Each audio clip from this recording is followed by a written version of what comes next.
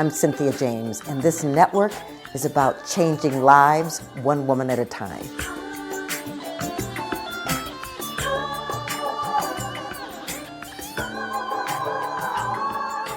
This is Women Awakening. I'm your host, and I'm so honored that I get to introduce you to fabulous women, women that inspire me, women that are change makers, women that are artists and entrepreneurs and healers and teachers.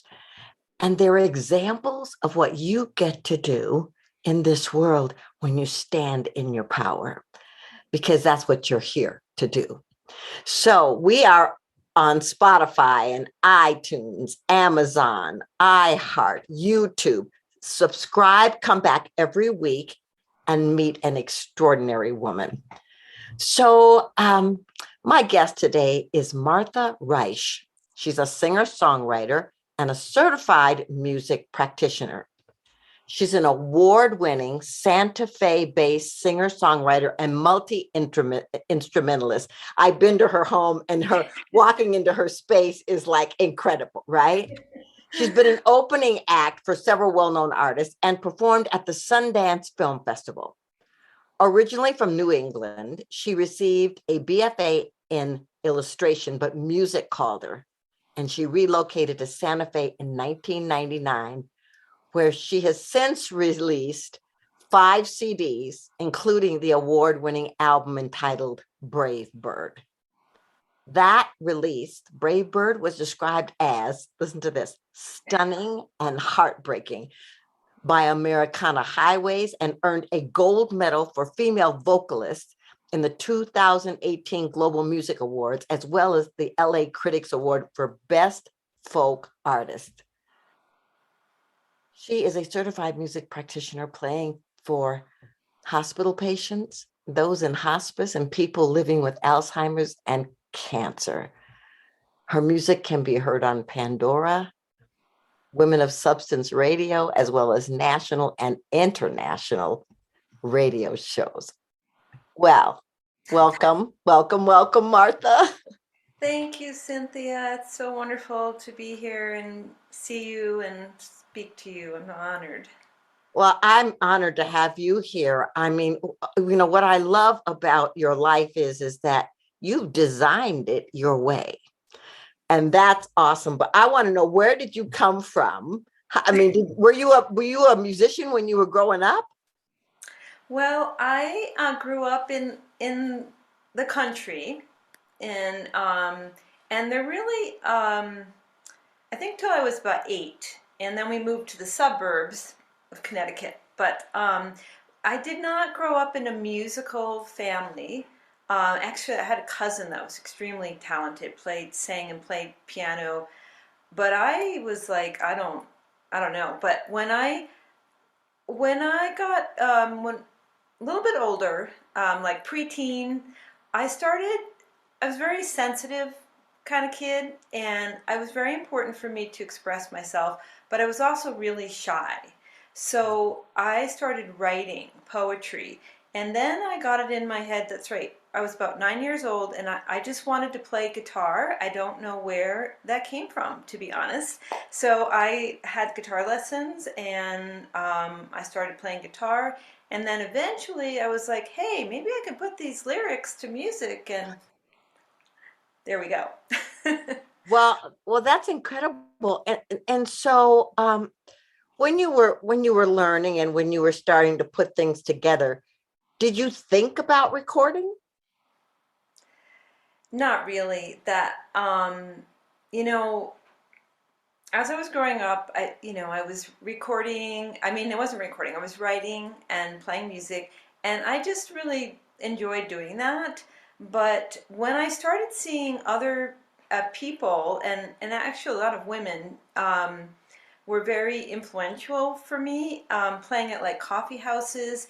And I was like, wow, they're just amazing, and they're telling their stories, and it's in their voices and their music, and they're sharing it with people. I was like, that is what I want to do. I didn't even really think about the recording part, but I was like, I want to do that even though I'm like so shy. Like, how am I going to even do that? But I did it anyways. And then when I had like 10 songs together, it was like my boyfriend at the time, he was an engineer, musician. He's like, let's record these songs, you know? So I'm like, okay, you know, so just in my living room, we recorded them, and that's how I got my first CD in 1999 or 2000. Yeah, and I got this. I recorded it, and then, you know, had them manufactured, got them back, and said, "Okay, now what do I do?" You know, it was kind of backwards. It was like, well, I guess I should play out. You know, I mean, I had been playing at open mics and things, but then it was like, I need to do gigs, you know, and I did, and people were very supportive, and it was, yeah, so. I so love that because, that's my story too. I was like, yeah, I recorded a CD in somebody's garage. And then I was like, okay, now what do I do with it? Right. So, but that's what I love about artistry, that you get to allow that art to come forward in whatever form. And then you get to figure out the rest later. But it's just answering the call for the artist. I agree. I mean, it wasn't like in my mind. I mean, I never had a business plan, so to say, and I still don't really, but it was the artistry. That was what was so important, and I think it was to express myself and to connect with people. Like when I look back, like why did I do this so many years?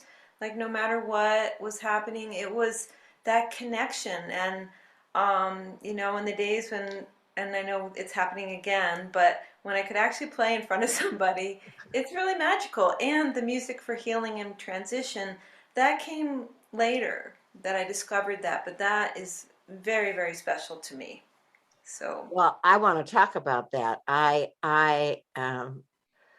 When my mother was in hospice, there was a young woman that came into her room and played guitar and sang to her. yeah. And it was such a healing salve. I think people that work in hospice are angels. They've just come on the earth to be angels. And so what called you into doing that work? And then how did you get into it? That's a great question, and I'm so happy you had that experience with your mother. You said Mm-hmm. it is a blessing to have somebody come and play and sing for someone in hospice. So I actually did a vision quest, and many years ago, and in it it said you're going to be working with the dying, and I was like, really? I don't know about that, you know, but um, but I was drawn to it, and also my music. No one ever said, "Wow, you're going to be like a rock and roll star." It was like your music is so soothing, it's so comforting, and so I was like, hmm. And so I did get this message, and then I went to school for music. No, for okay, I went to Southwestern College for grief and loss Oh, program, and so that really taught me a lot about the dying process, about grief. And the first weekend, because it was like 10 modules, a woman came in, she was a music thanatologist, and she played the harp, Judith Shotwell. mm. And it just went bing. I said, that is what I want to do. I don't want to be like a talk therapist. I want to play music for people who are sick or just, you know, dying or. And then after I finished that program at Southwestern College, I went to school for Music for Healing and Transition program and became a certified um, music practitioner. But even before I did that, I wondered, would I really be okay sitting at the bedside of somebody, you know, that was dying or was ill? Like, would I be all right? So I volunteered for hospice, and my first patient or client, I went into, she was at her family's home, and I went in and I told them I was a musician, and they said, would you play, you know, for our mom? And I was like, okay, I don't really, like, I wasn't trained yet, but I actually prayed in my car, and I said, you know, God, let me be and do what you'd have me be, the right songs, or just, and so then I went in there and I played a few songs that I wrote and with my guitar, and she died. And this was like my first experience, and it was like, wow. And it was such an honor, and as a hospice volunteer. So and then when I felt this is for me, then I went to school for music for healing and transition. So, Well, it's it's amazing. I I played one of my meditation CDs for my mother as she was making her transition, and we did something similar for my husband's father. It's a very sacred experience. It's very sacred. yes, extremely. So sacred and such an honor. And I sometimes equate it or parallel with birth. It's Hmm. like, I've been at some births, but not playing music. But I do feel like, it's a passage onto the next, beyond, and it's very sacred. So here you are doing this music, 5 CDs. How did you transition from just wanting to play to it being a business for you? Yeah. Um, well, I'll have to say, or I'd like to say that, I mentioned before I was very shy. So I had to do it anyways. And I mean, I didn't have to. Nobody said, Martha, you must do this. It was me. It was my inner voice that said, you got to keep doing this, even though I know it's tough for you and you get really nervous and you shake and all this stuff. But something in me kept doing it. And I think it was some inner knowing that I needed to share these messages that came through in songs. I needed to share them with people. And, after the first album I made, and then, I started booking gigs, um, it took over my life. I didn't expect it. It wasn't like when I was a kid, oh yeah, I'm going to be a recording artist and it's going to be my business. And it just kind of took over, um, and continued to write songs, and I guess, and and then albums would have themes to them, like Evidence of Life came after The Color Blue was the first album, and Evidence of Life, then Into Trees, and they were my how I related to the world, how I Mhm. saw the world, and how and relationships to people, and so then I did get to learn about the business end of it. Music is a big business. And slowly, I think through a lot of women, independent musicians, we helped each other out. People would say, try this, or, different folk festivals, or just, I mean, I can't even remember all the things I did, but just to really learn more about making music, recording music, even, improving my craft, and then how to get into the music business, and all of that. So it really just unfolded, and my willingness to be open and to learn and then to share with others. Now I'm in a position where I get to share with other people who are just starting, and it's very cool. Well, Yeah. you have benefited me and Aw. with your generous spirit. And what you're talking about is something that I actually love. When I was growing up, there was this whole concept that women were in competition with each other. But what I have been witnessing in the last several years is a collaborative model that's been unfolding with women. And that's what you're describing. It's like women helping women. Totally. And I don't know how I, fell into that, but I feel so blessed. But that's it. I mean, I've heard of the competitive, I mean, even just the competitive in the music industry. But I think one of the things that I learned is not to compare myself to others, because that's just not good for me or for anybody. And everybody has their own individual voice and their individual strength, but we can help each other, like no matter where we are on that road. And so yeah, I love that. And yeah, and not to listen to, for me, my inner critic. It's like sometimes it'll be saying stuff, and it's like, okay, you know. And then also there's the professional critics, and I've had that along the way. And actually, it's usually been men, but that.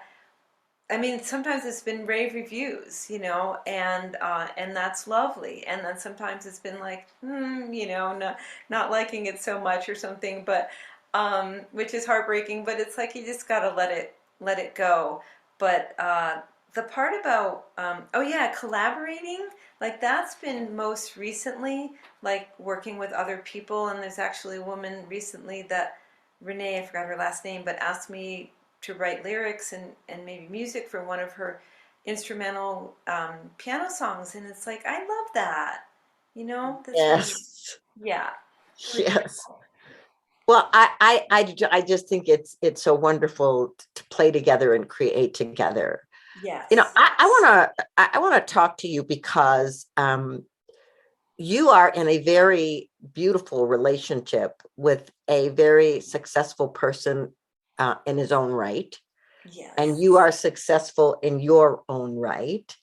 And how does that work in terms of you maintaining your independence, celebrating one another, but still being able to be you?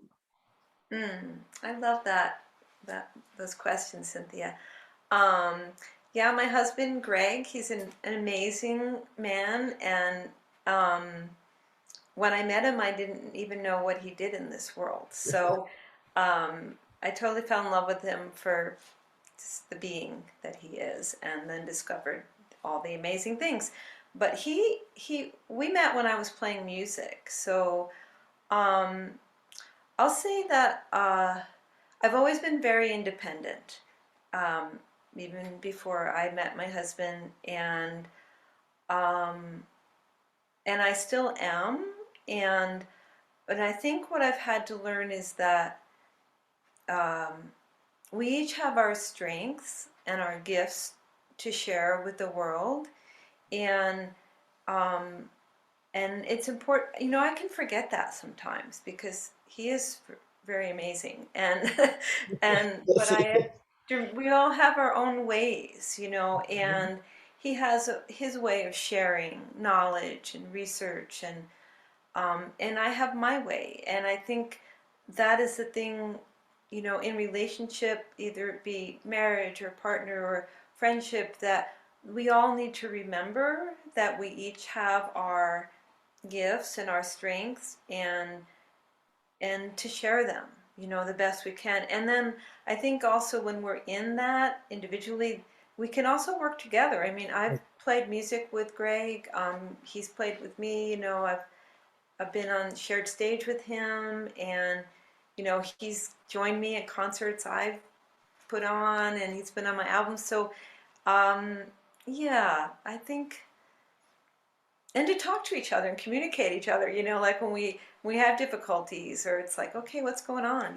So Yeah. yeah, Well, it's beautiful to witness. I mean, I'm in a relationship as well where we're both independent people and have independent careers. And um, um, I wanted to have this conversation with you because for many years, I gave myself away in relationships. I gave my power away in relationships. And so to finally learn how to stand in the truth of who I am and then attract someone who was the same way and who could honor who I was. I mean, I think that that's the best of both worlds. yeah, to- totally. That's interesting because I can have a tendency also to give myself away, or just make them more important, or I just, or you hear that expression, lose myself or lose oneself, and I can do that as well.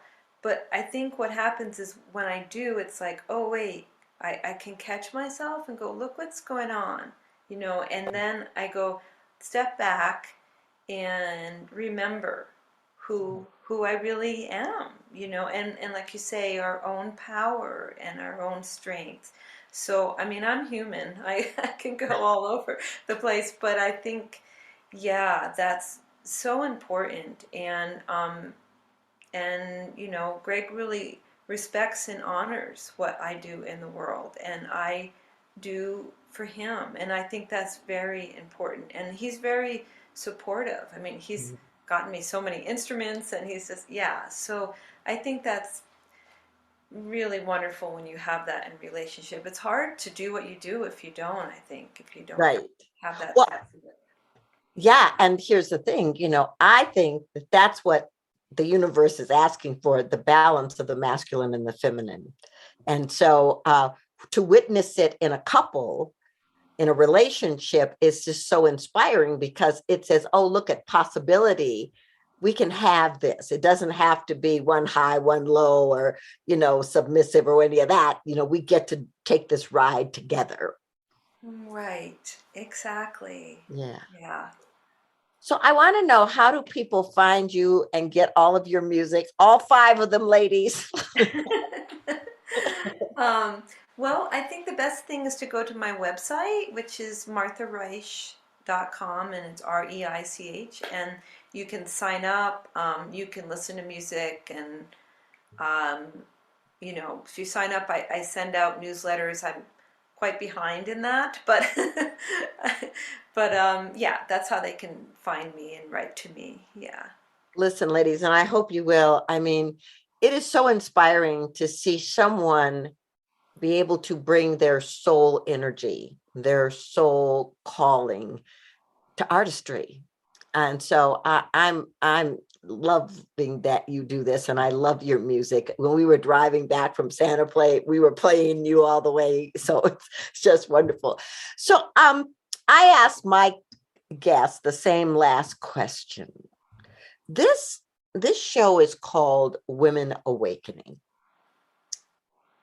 What do you think is the most important reason or thing about the importance of women awakening? It's a good question, and not an easy question.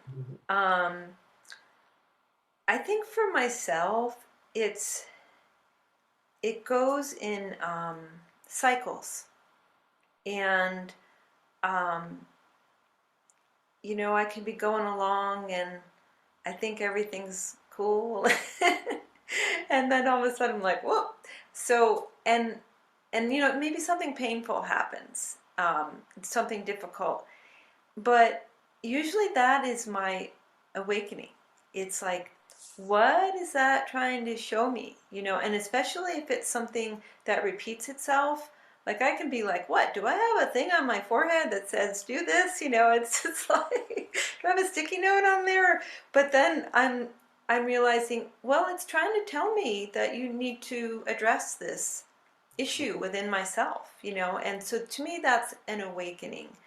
And it's not always easy, but it's also amazing, because it's like being aware of all the beauty in the world, all the beauty within me, all the beauty within you, and everywhere.